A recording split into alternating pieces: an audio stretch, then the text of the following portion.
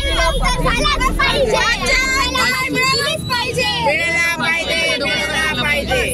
व्यक्तीला 7 दिवसापासून जर पोलीस स्टेशन मध्ये ठेवून काय भाकरी घालताय का, जर माहिती तो गुन्हेगार आहे तर त्याला भर चौकात आमच्या ताब्यात दिला पाहिजे. नाही आम्हाला मध्ये सोडा, आम्ही त्याला मारतो ना. 7 दिवसापासून त्यांनी काय केलेलं आहे, त्यांच्या घरात जर पोरगी असते, त्यांच्या घरातली घटना घडली असती तर आज त्यांनी रात्रीतून गुन्हेगार गायब करून टाकला असता. त्याला फक्त फाशीच झाली पाहिजे. आजच्या आज नाही तर इन्काउंटर करा.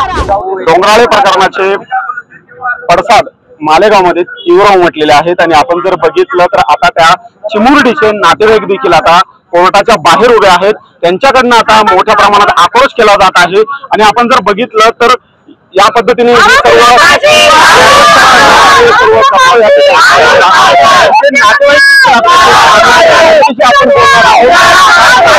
आपली काय मागणी आहे? त्याला फक्त फाशीच झाली पाहिजे. आजच्या आज नाही तर इन्काउंटर करा, नाही तर आमच्या ताब्यात द्या. आम्ही त्याला फाशी देणार आहे भर चौकामध्ये. फक्त 5 मिनिटाचं काम आहे बस. त्याला फाशी दिली पाहिजे आजच. उद्या नाही, परवा नाही, आजच. शिक्षण मंत्री साहेब, आमचे सांगणे आहे की तुम्ही आज इथे येऊन फक्त भाषण देऊन गेले. फक्त तुम्ही इथे या आणि त्याला आमच्या ताब्यात द्या. आम्ही सगळे मिळून त्याला फाशी देणार आहे बस आजच.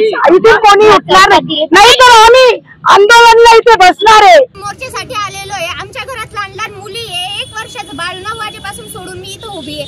त्या व्यक्तीला 7 दिवसापासून जर पोलीस स्टेशन मध्ये ठेवून काय भाकरी घालताय का, जर माहिती तो गुन्हेगार आहे तर त्याला भर चौकात आमच्या ताब्यात दिला पाहिजे. नाही आम्हाला मध्ये सोडा, आम्ही त्याला मारतो ना. आमच्या तेवढे धम्मा काही आम्ही मारतो. 7 दिवसापासून त्यांनी काय केलेलं आहे, त्यांच्या घरात जर पोरगी असते, त्यांच्या घरातली घटना घडली असती तर आज त्यांनी रात्रीतून गुन्हेगार गायब करून टाकला असता आणि त्याला फाशी चढवून दिली असती किंवा ते तुकडे करून फेकून दिले असते. नक्की जर आपण जर बघितलं तर आरोपीला ताब्यात द्या अशी मागणी कुठेतरी या जमावातर्फे केली जात आहे. त्याची चिमुकलीच्या नातेवाईकांतर्फे करण्यात येत आहे. मालेगावहून भूषण अहिरे, साम टीव्ही न्यूज. महाराष्ट्रातील सर्व बातम्यांचे विश्वासार्ह व्यासपीठ. सकाळच्या सर्व सोशल मीडिया प्लॅटफॉर्मला लाईक, फॉलो आणि सबस्क्राईब करा. तसंच सर्व नोटिफिकेशनसाठी बेल आयकॉन प्रेस करायला विसरू नका.